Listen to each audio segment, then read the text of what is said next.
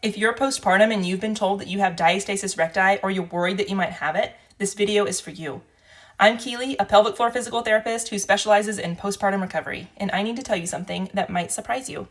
100% of women will have diastasis recti by the end of pregnancy. Every person that's pregnant has some degree of abdominal separation by the end of that third trimester. It's not an injury, it's a normal adaptation to pregnancy. If diastasis recti is so universal, then why are we treating it like some huge disastrous problem? And more importantly, what actually matters when it comes to your core function postpartum? That's what we're covering today, so let's dive in. Diastasis recti is the widening of the linea alba, or that connective tissue that runs down the middle of your abdomen. It connects your right and your left rectus abdominis muscles, or also called your six-pack muscles. During a pregnancy, as your uterus grows, that connective tissue stretches to make room for your baby. This tissue between the abdominal muscles also stretches and thins. By the end of pregnancy, almost every woman has at least a 2 to 3 finger width separation at the belly button. This is completely normal and completely necessary. After delivery, that tissue starts to come back together. For most women, it narrows significantly in the first 8 to 12 weeks postpartum. But here's the key. It doesn't always go back to that pre-pregnancy width.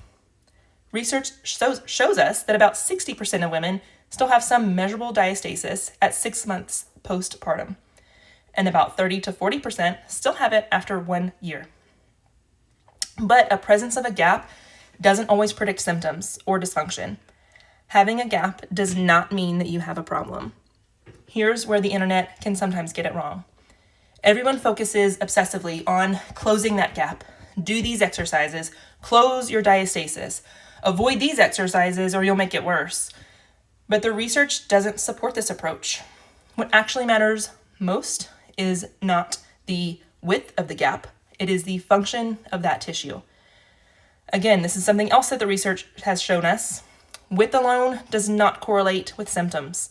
You can have a 3 or 4 finger width gap and be completely asymptomatic. No back pain, no pelvic floor issues, no functional limitations at all. Depth of the DR matters more. When you assess diastasis recti, you're looking at the depth of the separation, not just the width. This is where assessing the depth and the ability to put tension through the system really matters more than the width. Functional capacity is the goal. Can you lift your kid without back pain? Can you run without leaking? Those things are what truly matter. So if the gap itself isn't the problem, then what is? If the linea alba doesn't have good tension, it can't transfer force between sides of your core. This creates compensatory patterns and contributes to back pain, pelvic floor dysfunction. The goal isn't to just close your gap or close your diastasis. The goal is to restore tension and integrity to the linea alba, retrain coordination between the core muscles, build strength and capacity for your life. When you focus on these things, that gap often narrows as a side effect. But even if it doesn't fully close, you can be completely functional and symptom-free. So what actually should you be looking at postpartum or doing postpartum? Start with breathing and coordination.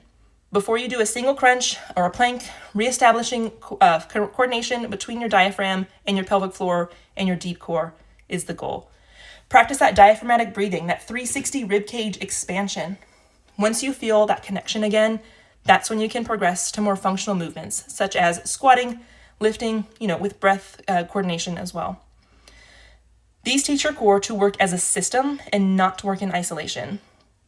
You can also add in specific exercises, such as those anti-rotation or anti-extension exercises.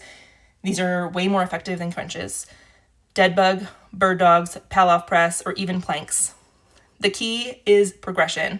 You also want to work with a pelvic floor PT, get assessed by someone who can evaluate your diastasis, the width and the depth and the tension, assess the core and pelvic floor coordination, identify compensatory patterns, and give you a personalized plan. Not all postpartum bodies are the same, and surgery should not be the first line. Rehab first, surgery if needed, and then postoperative rehab. Diastasis recti is a normal postpartum adaptation that sometimes needs rehabilitation.